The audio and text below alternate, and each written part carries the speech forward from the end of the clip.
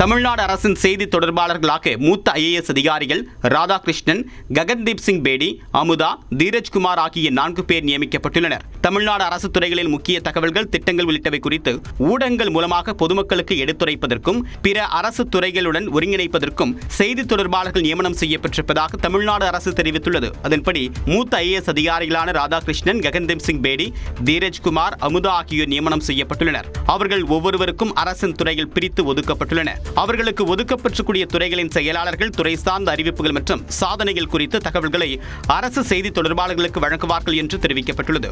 அந்த செய்திகளின் உண்மைத்தன்மையை உறுதி செய்த பிறகு தலைமை செயலாளரின் ஆலோசனையின் அடிப்படையில் அரசு செய்தி தொடர்பாளர்கள் செய்தி ஊடகங்களை சந்தித்து தகவல்களை துல்லியமாகவும் சரியாகவும் வெளியிடுவார்கள் என்று தமிழ்நாடு அரசு தெரிவித்துள்ளது.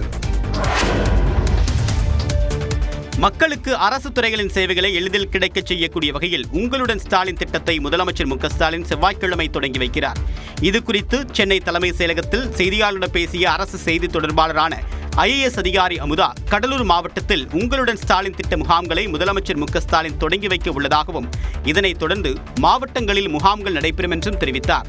அதில் நவம்பர் மாதம் வரை 10,000 முகாம்கள் நடத்தப்பட உள்ளதாகவும் அவர் கூறினார். நம்மளுடைய முதலமைச்சர் 5ஆம் தேதி லான்ச் பண்றாங்க. நவம்பர் மாசம் வரைக்கும் அது கண்டினியூ ஆகும். மொத்தம் 10,000 கேம்ப் நடத்த போறோம். நம்மளா ஒரு இ-சேவை மையம் போய் ஒரு விண்ணப்பம் தரணும்னா 60 ரூபா ஆகும். ஆனா கேம்ப்ல கொடுத்தீங்கன்னா 30 ரூபா தான். கலைஞர் மகளிர் உரிமை தொகை கோரியும் விண்ணப்பங்களை அளிக்கலாம் என்று அமுதா குறிப்பிட்டார். யார் யாரெல்லாம் கலைஞர் மகளிர் திட்டத்தில் விடுபட்டு போயிட்டாங்க, நாங்க தகுதியான இருக்கவங்க, எங்களை சேர்த்துக்காம விட்டுட்டாங்க அப்படின்னு ஃபீல் பண்ணாங்கன்னா அவங்க கண்டிப்பாக இந்த முகாமில் கலந்து கொண்டு அவங்க விண்ணப்பத்தை பூர்த்தி பண்ணி கொடுத்தாங்கன்னா உங்களை வெரிஃபை பண்ணிட்டு தகுதி இருக்கு அவங்களுக்கு கொடுக்க போறோம். நகர்ப்புற பகுதிகளில் 13 துறைகள் மூலமாக 43 திட்டங்களுக்கும், ஊரக பகுதிகளில் 25 துறைகள் மூலமாக 46 சேவைகளுக்கும் மனு அளிக்கலாம் என்று தெரிவித்தவர், மனுக்கள் மீது 45 நாட்களுக்குள் தீர்வு காணப்படும் என்றும் கூறினார். சென்னை சிவானந்தா சாலையில் ஏற்பட்ட சேதத்தை சீரமைக்க அனுமதி கேட்டு சென்னை மாநகராட்சிக்கு தாவேக மாவட்ட செயலாளர் கடிதம் அனுப்பியுள்ளார். மடப்புரம் காவலாளி அஜித்குமார் கொலை வழக்கை சிறப்பு புலனாய்வு குழு அமைத்து விசாரிக்க வலியுறுத்தி சென்னை சிவானந்தா சாலையில் தாவேக தரப்பில் ஞாயிறன்று கண்டன ஆர்ப்பாட்டம் நடைபெற்றது.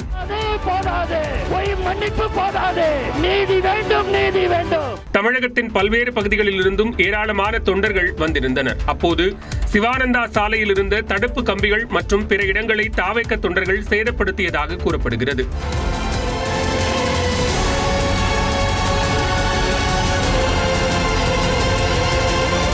இந்நிலையில் சென்னை மாநகராட்சி உதவி பொறியாளருக்கு தாவேக மாவட்ட செயலாளர் எழுதியுள்ள கடிதத்தில் சிவானந்தா சாலையில் இருந்த தடுப்பு கம்பிகள் மற்றும் பிற இடங்களில் ஏற்பட்டுள்ள சேதத்தை சரி செய்து தருவதாக குறிப்பிட்டுள்ளார். அதனை சரி செய்வதற்கு அனுமதி தருமாறும் அவர் கடிதத்தில் கேட்டுக் கொண்டுள்ளார்.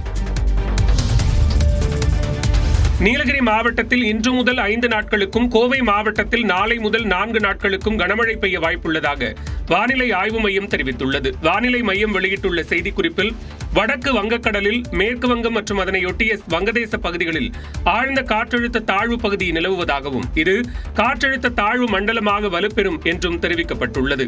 மேற்கு திசை காற்றின் வேக மாறுபாடு காரணமாக தமிழ்நாடு, புதுச்சேரியில் மிதமான மழைக்கு வாய்ப்பிருப்பதாகவும் குறிப்பிடப்பட்டுள்ளது. நீலகிரி மாவட்டத்தில் நாளையும் கோவை மாவட்ட மலைப்பகுதிகள், நீலகிரி, விழுப்புரம், செங்கல்பட்டு மாவட்டங்களில் நாளை மறுதினமும் கனமழை பெய்யும் என்று கணிக்கப்பட்டுள்ளது. நீலகிரி மாவட்டத்தில் வரும் 17ஆம் தேதி மிக கனமழை பெய்யும் என்று தெரிவிக்கப்பட்டுள்ளது.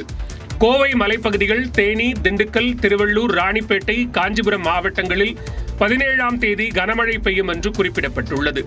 மேலும் 18, 19ஆம் தேதிகளில் நீலகிரி மாவட்டத்திலும் கோவை மாவட்ட மலைப்பகுதிகளிலும் மிக கனமழை பெய்யலாம் என்று கணிக்கப்பட்டுள்ளது. தமிழ்நாடு, புதுச்சேரியில் 2 நாட்களுக்கு அதிகபட்ச வெப்பநிலை இயல்பை விட கூடுதலாக 2 முதல் 4 டிகிரி செல்சியஸ் வரை பதிவாகலாம் என்று தெரிவிக்கப்பட்டுள்ளது. சென்னையில் இன்றும் நாளையும் வானம் மேகமூட்டத்துடன் காணப்படும் என்றும் லேசான மழைக்கு வாய்ப்பிருப்பதாகவும் வானிலை ஆய்வு மையம் தெரிவித்துள்ளது.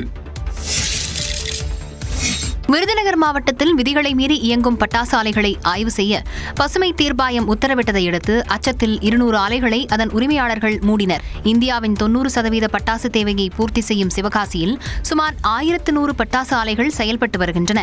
இதன் மூலம் சுமார் 4 லட்சம் தொழிலாளர்கள் நேரடியாக வேலைவாய்ப்பு பெற்று வருகின்றனர். விருதுநகர் மாவட்டத்தில் அண்மை காலமாக தொடர் வெடி விபத்து ஏற்பட்டு தொழிலாளர்கள் உயிரிழக்கும் நிலை தொடர்கிறது. நடப்பாண்டில் கடந்த 7 மாதத்தில் மட்டும் 14 வெடி விபத்துகளால் 30 பேர் உயிரிழந்த நிலையில் 26 பேர் காயமடைந்துள்ளனர். இது தொடர்பான வழக்கை விசாரித்த பசுமை தீர்ப்பாயம் இனி ஒரு பட்டாசாலையில் கூட வெடிவிபத்து நடக்கக்கூடாது என்றும் 10 நாட்களுக்குள் மாவட்டத்தில் உள்ள அனைத்து ஆலைகளையும் ஆய்வு செய்து விதிமீறல் இருந்தால் ஆலையை மூடுவது பற்றி அதிகாரிகள் முடிவெடுக்கலாம் எனவும் பசுமை தீர்ப்பாயம் உத்தரவிட்டது. இதையடுத்து 15 ஆய்வுக்குழுக்கள் நியமிக்கப்பட்ட நிலையில் சிவகாசி, வெம்பக்கோட்டை, புதுப்பட்டி, நரணாபுரம் உள்ளிட்ட பகுதிகளில் இயங்கும் 200க்கும் மேற்பட்ட பட்டாசு ஆலை உரிமையாளர்கள் அச்சத்தின் காரணமாக ஆலைகளை மூடினர்.